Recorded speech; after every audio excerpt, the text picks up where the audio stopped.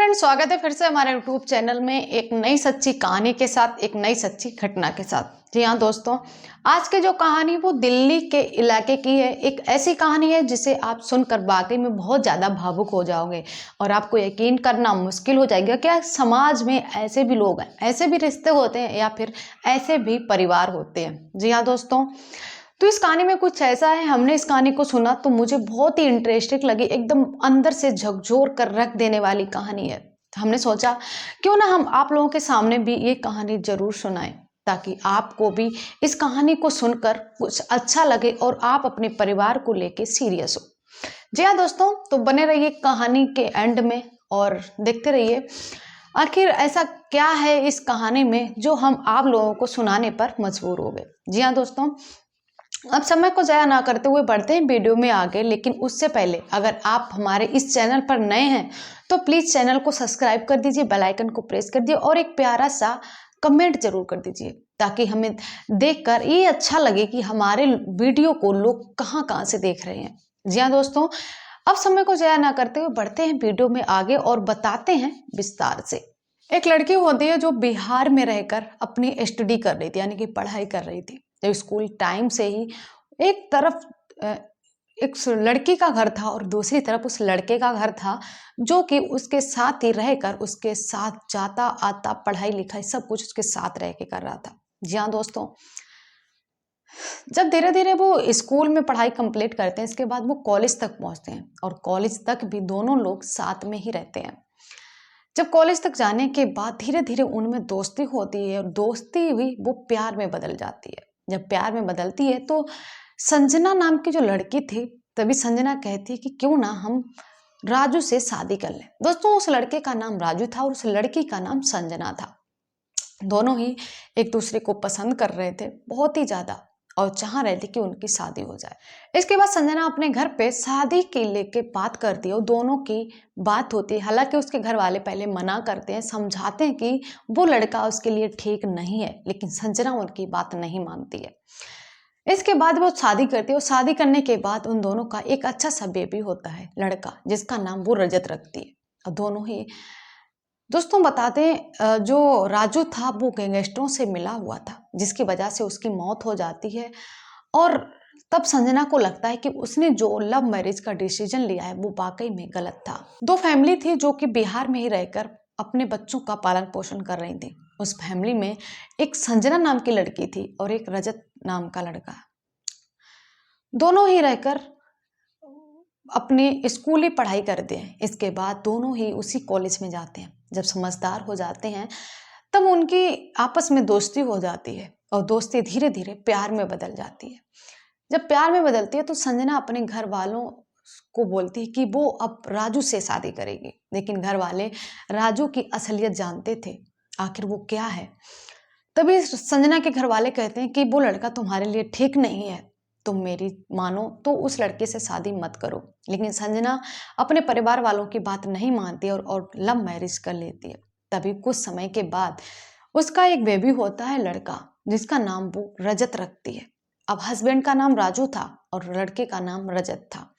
धीरे धीरे दोनों में प्यार होता है, शादी होती है, बच्चा भी हो जाता है। इसके बाद कुछ ऐसा होता है जिससे संजना की पूरी दुनिया उजड़ जाती है। संजना को नहीं पता था कि आखिर उसका हस्बैंड कर क्या रहा है।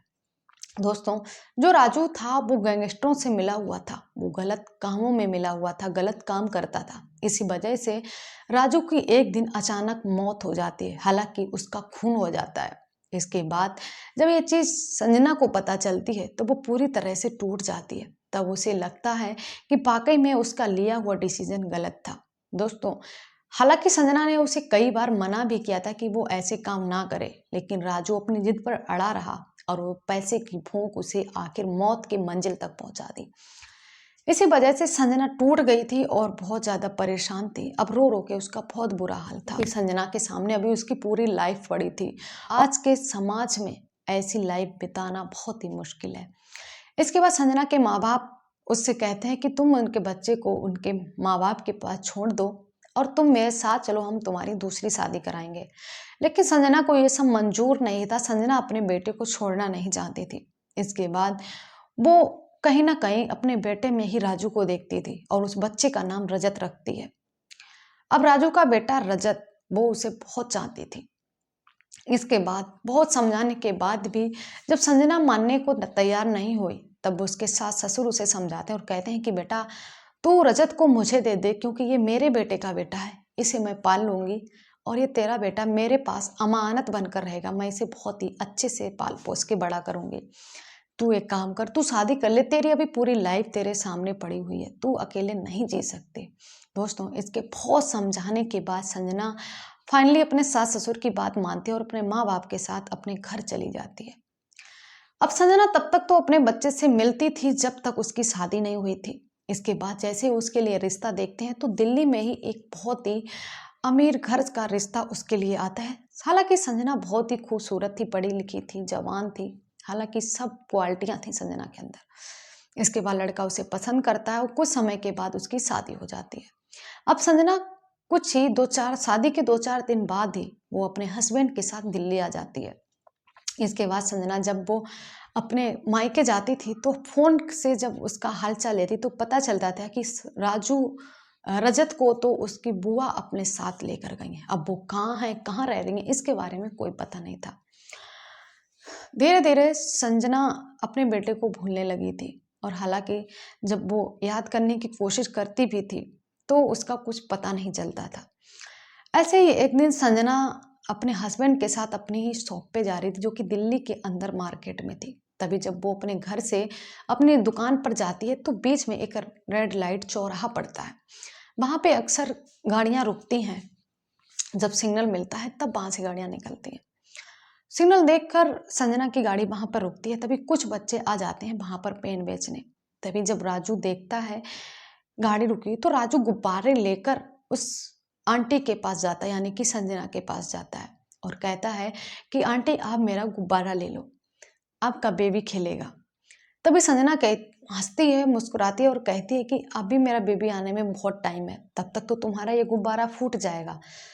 तभी राजू कहता है कि आंटी अगर आप नहीं फोड़ोगी तो ये नहीं फूटेगा। उसकी बातें बहुत ही अच्छी लगती थी, उसे राजू की याद दिला रही थी। वो बिल्कुल सेम वैसी बातें कर रहा था जैसे राजू किया करता था। इतना देखकर संजना राजू को पसंद कर लेती है और इसके बाद उससे गुब्बारा लेती है और उससे बदले में 150 रुपए देती है। अब हर रोज ऐसे ही सिलसिला चलता रहा था। जब संजना आती थी तो वहां पे गाड़ी अक्सर ही रुका करती थी और राजू अक्सर उस गाड़ी के पास जाया करता था। एक दिन काफी टाइम हो गया, ऐसे सिलसिला चलता रहा। तभी राजू गुब्बारे छोड़कर पेन बेच रहा था और बोला कि आंटी आज तो गुब्बारे नहीं है, आज पेन है, आप इस मेरे पेन को खरीद लीजिए। 20 रुपए के 10 पेन है, बहुत ही अच्छे पेन है। अब संजना को पेन की जरूरत तो नहीं थी, लेकिन फिर भी संजना पेन खरीद लेती है उस बच्चे की खुशी के लिए और उसे बदले में पैसे दे देती है। इसके बाद जो राजू होता है वो वहां से चला जाता है। अब ऐसे ही सिलसिला फिर से चलने लगता है, 8-10 दिन तक ऐसे ही सिलसिला चलता है। इसके बाद एक दिन संजना जब अपनी दुकान पर जा रही थी तो देखती है कि वहां पर राजू दिखाई नहीं देता है। जब राजू वहां दिखाई नहीं देता है तो बच्चे समझ जाते हैं कि आंटी कहीं ना कहीं राजू को पसंद करने लगी हैं। और जब वो बच्चे उस गाड़ी के पास जाते हैं तो कहते हैं आंटी आप राजू को देख रही हो। तभी संजना कहती हाँ। तभी बच्चे कहते हैं कि राजू का तो एक्सीडेंट हो गया है।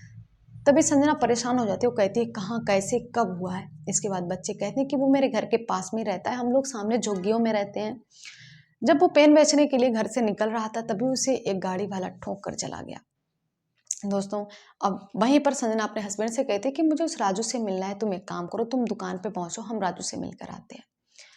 तभी उसका हस्बैंड वहां उसे छोड़ देता है और संजना एक ऑटो पकड़ती है और जिसमें उन बच्चों को बिठाती है। बच्चों को बिठाने के बाद वो उनके घर की तरफ जाती है और जैसे ही वो बूढ़ी लेडी जो संजना की सास थी वो देखती है और तो दहाड़े मार कर रोने लगती है और कहती है कि हम तेरे बच्चे को नहीं बचा पाए। संजना की शादी एक राजू नाम के लड़के से हुई थी जो इसके कॉलेज का फ्रेंड था, यानी कि लवर था।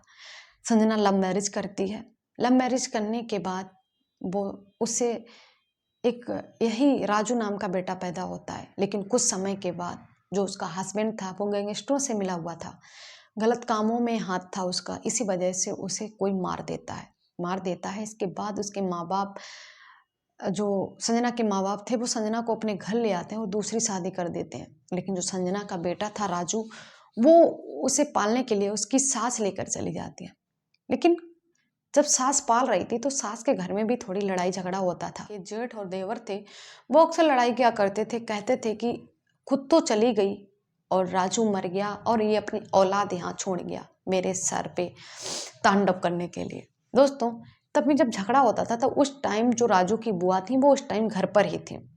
जब राजू की बुआ सुनती तो वो अपनी माँ से कहते कि माँ एक काम करो, ये मेरा ही भतीजा है, हम इसे पालेंगे। तभी जो राजू की दादी थी वो कहती है कि तुम इसे कैसे पालोगी, तुम्हारे घर में भी तो लड़ाई झगड़े होंगे, फिर तुम क्या करोगे, मुझे किसी पे कोई भरोसा नहीं है। तभी उसकी जो राजू की बुआ थी वो कहती हैं।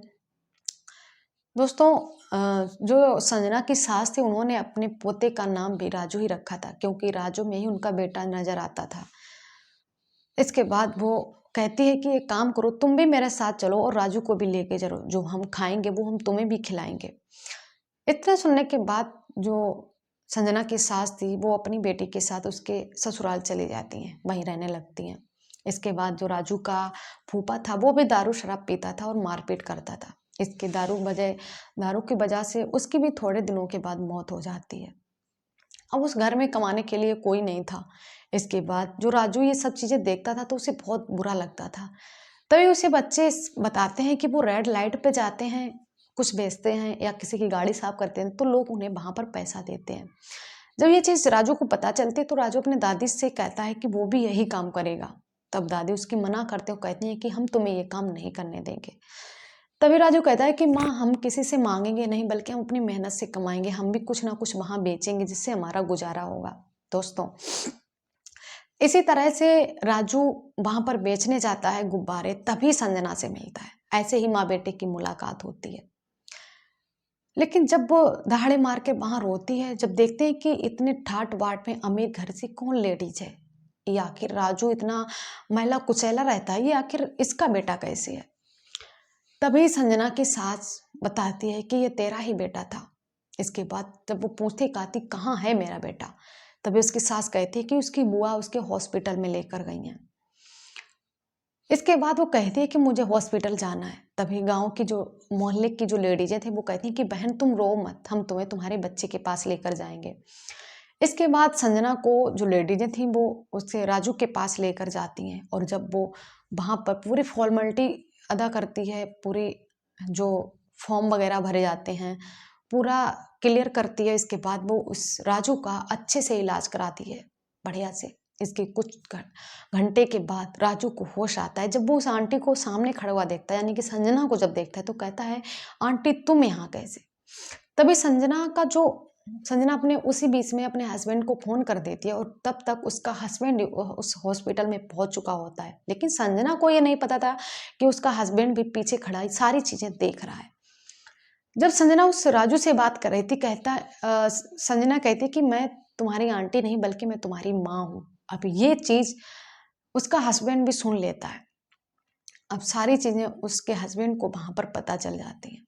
इसके बाद राजू अपनी माँ को कस के गले से लगाता है और रोने लगते हैं। दोनों ही माँ बेटे रो रहे थे। जब वो संजना पीछे मुड़ के देखती तो उसके हस्बैंड को खड़ा देखती है।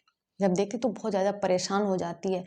इसके बाद जो उसका हस्बैंड होता है वो कहता है तुमने मुझसे इतनी बड़ी बात छुपाई, तुमने झूठ बोला, अब हम तुम्हें अपने साथ नहीं रखेंगे। दोस्तों, उसका हस्बैंड उसे खरी खोटी सुनाकर वहां से संजना को वहीं पर छोड़कर अपने घर चला आता है। इसके बाद संजना अपनी उसी सास के साथ उन्हीं झुग्गियों में रहने लगती है जब तक राजू पूरी तरह से ठीक नहीं होता है।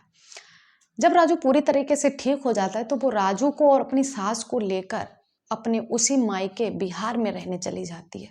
इसके कुछ समय तक वो अपने मायके में रहती है बिहार में। इसके बाद वो ये सारी चीजें उसका हस्बैंड अपने घर वालों को बताता है तो उसकी माँ कहती हैं कि शायद अगर संजना की जगह पर हम होते तो हम भी यही करते। जब उसकी माँ उसके हस्बैंड को समझाती है तब उसे अपनी गलती का रियलाइज होता है और इसके बाद उसकी पूरी फैमिली संजना को लेने के लिए उसके बिहार यानी कि मायके जाते हैं 2-3 महीने के बाद। जब संजना वहां पर अपने ससुराल वालों को देखती है तो अचानक ऐसे ही दंग रह जाती है। कहती है कि आखिर ये लोग यहाँ क्यों आए हैं। इसके बाद संजना की सास उसे समझाती, कहती है बेटा तू मेरे घर चल। तभी संजना कहते कि हम अब अपने बच्चे से दूर नहीं रह पाएंगे, हमने 8 साल अपने बच्चे से दूर रहे हैं लेकिन अब नहीं। तभी संजना की सास कहती है कि मैं भी तो तुझसे दूर नहीं रह सकती, ना ही तेरा हस्बैंड। तू घर चल और राजू को भी साथ लेके चलो और अपनी सास को भी, हम सारे लोग मिल बांट कर रहेंगे। तभी उसका हस्बैंड बोलता है कि संजना मैं बहुत ही ज़्यादा दुखी हो गया था जब ये चीज़ें पता चली कि तुमने मुझसे बात छुपाई। अगर तुम मुझे सारी चीज़ें बता देते तो शायद हमें कम गुस्सा आती, लेकिन जब चीज़ें आंखों से देखो तो ज़्यादा दुखी होती है। इतना सुनने के बाद उसका हस्बैंड कहता है कि संजना जो हो गया सो हो गया, हम तुम्हारे बेटे राजू को अपनाने को तैयार हैं, तुम चलो मेरे साथ। इतना सुनने के बाद संजना अपने हस्बैंड के गले लगकर फूट फूट कर रोने लगती है और इसके बाद वो अपने बेटे यानी कि राजू को और अपनी सास को लेकर भरे वापस दोबारा दिल्ली आ जाती है। अब पूरी परिवार यानी उसकी दोनों सास, उसका बेटा, उसका हस्बैंड, पूरा परिवार आज दिल्ली में खुश रह रहा है। दोस्तों कहते हैं कि अगर रिश्ता निभाना हो तो हर तरीके से निभाया जा सकता है, अगर रिश्ता निभाना चाहो तो। लेकिन आज के समाज में ऐसे परिवार, ऐसे रिश्ते बहुत ही कम मिलते हैं। तो दोस्तों ये थी कहानी, कैसी लगी कमेंट सेक्शन में जरूर बताना। वीडियो अच्छा लगा हो तो वीडियो को like, comment, share and channel को सब्सक्राइब जरूर कर देना। इसी के साथ मिलते हैं नेक्स्ट वीडियो में, तब तक के लिए धन्यवाद।